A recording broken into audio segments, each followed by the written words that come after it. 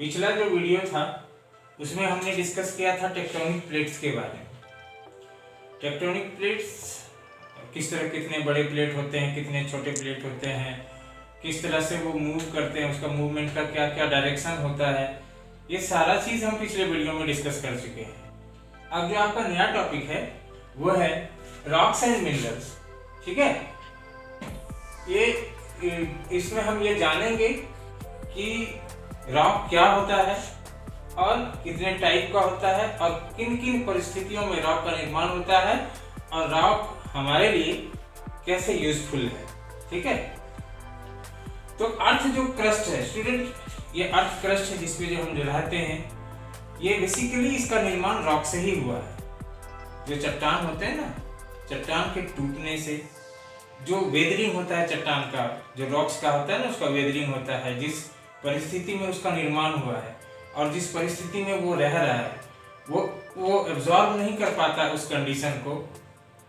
यानी कि अगर बारिश होती है, कभी ठंडा पड़ता है, कभी गर्मी पड़ती है, तो ये सारा कंडीशन जो है रॉक, इस कंडीशन में रॉक टूटने लगता है, उसमें क्रैक आ जाता है और क्रैक होना ही उसका वेदरिंग है। और जो क्रैक होता है वो कमजोर हो जाता है और फिर वो हवा या पानी के साथ बह के एक जगह से दूसरे जगह जाता है और काफी वो इधर से उधर बहते हुए वो छोटे छोटे कण में बदल जाता है, जिसको कि बालू कहते हैं, सैंड। और वो बालू में ह्यूमस बन के सॉइल का निर्माण होता है।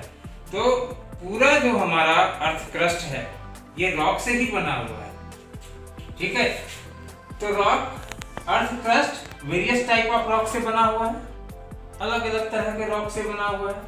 रॉक बहुत सॉफ्ट भी होते हैं और हार्ड भी होते हैं। जैसे कि चूना पत्थर आपने देखा होगा, जो घर में सफेदी वगैरह करते हैं, लाइमस्टोन कितना सॉफ्ट होता है। बालू भी एक तरह का रॉक है। क्ले जो आप यूज करते हैं स्कूलों में, वो भी एक रॉक का ही टाइप है। यानी कि रॉक इतने सॉफ्ट भी होते हैं और इतने बहुत हार्ड भी होते हैं। जैसे मार्बल है, ग्रेनाइट है, किचन में जो लगता होगा, किचन के स्लैब में जो ग्रेनाइट लगता है वो भी रॉक है, वो बहुत हार्ड होता है। मार्बल है, घर में लगता है ना मार्बल, टाइल्स मार्बल वगैरह, वो भी एक टाइप है रॉक का। तो ये काफी हार्ड होता है। आपने रेलवे लाइन पे देखा होगा कि वो जो काला काला सा पत्थर होता है काफी हार्ड होता है, काफी मजबूत, वो बेसाल्ट होता है, जिसको कि घर में भी वो बनाने का, छत वगैरह बनाते हैं उससे। ठीक है, तो रॉक को दो तरह का होता है, सॉफ्ट भी और हार्ड भी। Main constituent of rock, rock किस चीज से बना होता है? मिनरल से, है ना, मिनरल से बना होता है। मिनरल क्या होता है? नेचुरली अकरिंग इनऑर्गेनिक सब्सटेंस होता है। मिनरल्स क्या होता है? Naturally occurring substance. ये इन चीज से, ये इसको मिनरल कहते हैं और मिनरल से रॉक बनता है। एक रॉक में कई तरह के मिनरल्स पाए जाते हैं, कई तरह के मिनरल के कंपोजिशन से बनता है रॉक। तो natural masses of minerals matter, most minerals has crystalline structure. Crystalline structure समझते हो? बहुत सारे जो मिनरल्स है वो क्रिस्टलाइन स्ट्रक्चर होता है। जैसे कि आपने मिश्री देखा होगा, मिश्री किस तरह से चकोर चकोर, या चीनी का जो वो ग्रेन्यूल्स देखा होगा, वो कितना, उसका एक दानेदार जो उसका जो होता है ना, उसको क्रिस्टलाइन कहते हैं। तो रॉक में भी, मिनरल्स भी क्रिस्टलाइन स्ट्रक्चर का होता है और क्रिस्टल का साइज जो है किसी में बड़ा और किसी में छोटा होता है। रॉक कई कलर के होते हैं, different colour, size and texture. इसका कलर भी अलग, साइज भी अलग अलग, टेक्सचर भी अलग अलग होता है। तो इस तरह से हम रॉक के बारे में इतनी जानकारी रख सकते हैं। और अब बात करते हैं रॉक कितने तरह के होते हैं। तो मोटे तौर पे देखेंगे तो रॉक तीन तरह के होते हैं। कौन कौन सा?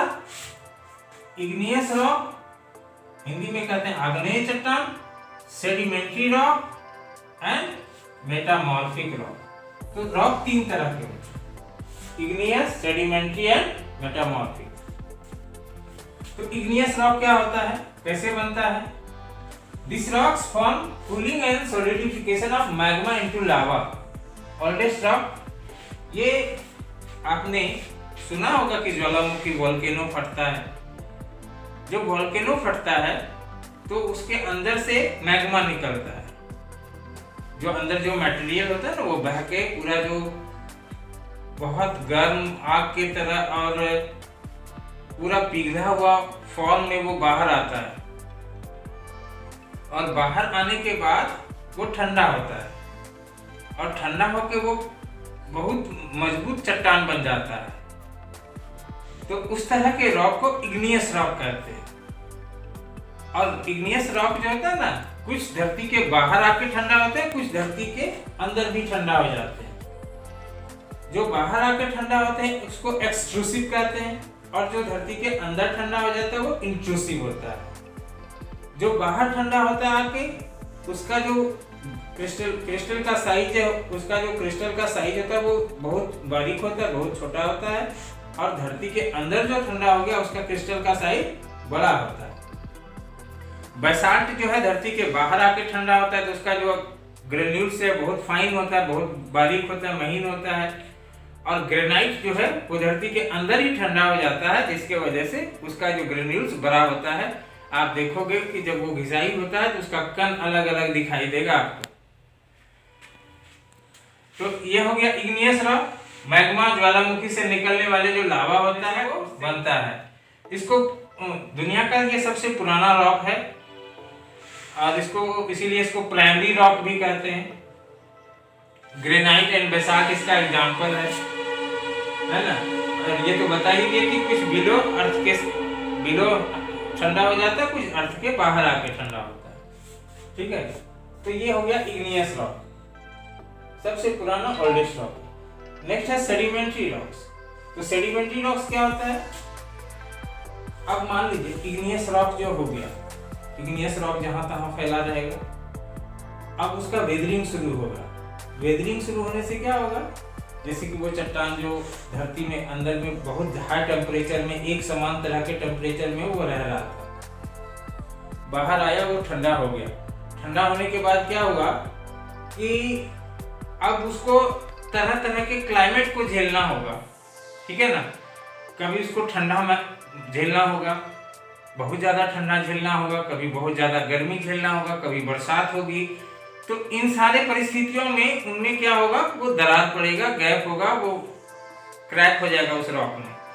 और क्रैक होने की वजह से वो हवा के कारण या वर्षा के कारण, पानी के कारण, धूप के कारण वो टूट जाएगा, और टूट के वो छोटे छोटे कण में धीरे धीरे नदी के द्वारा, हवा के द्वारा बह के एक जगह से दूसरे जगह जाए, एक जगह से दूसरे जगह जाके वो कहीं डिपोजिट हो जाएगा। मान लीजिए कि नदी ने सारे रॉक जो मटेरियल है उसको बहा के लाया और कहीं पे जाके वो जमा कर दिया। फिर अगले वर्ष उसी तरह का प्रोसेस होगा। जो पहला वाला लेयर था वो नीचे चला जाएगा, उसके ऊपर नया लेयर जम जाएगा।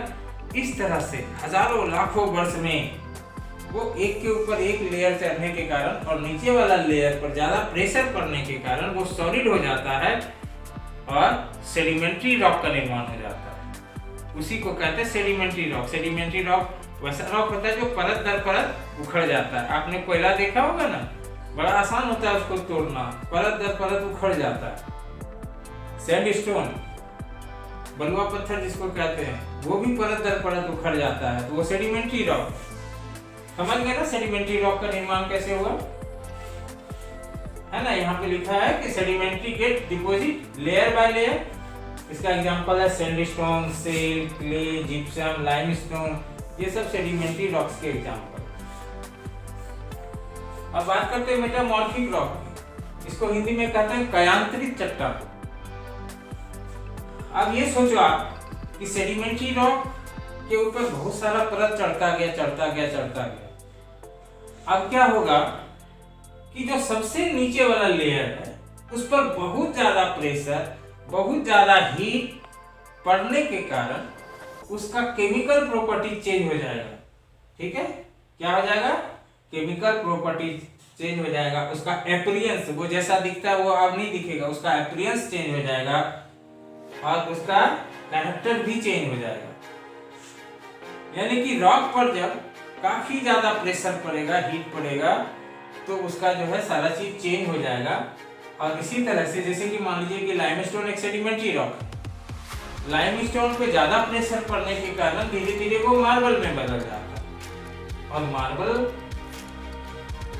और लाइमस्टोन बहुत अंतर है, ठीक है। इसका केमिकल फिजिकल सारा प्रॉपर्टीज बदल गया और ये मार्बल फिर वहीं पहुंच गया जहां से वो इग्नियस रॉक निकला था, यानी कि जहां से आया था धीरे धीरे धीरे धीरे करके फिर वहीं चला गया।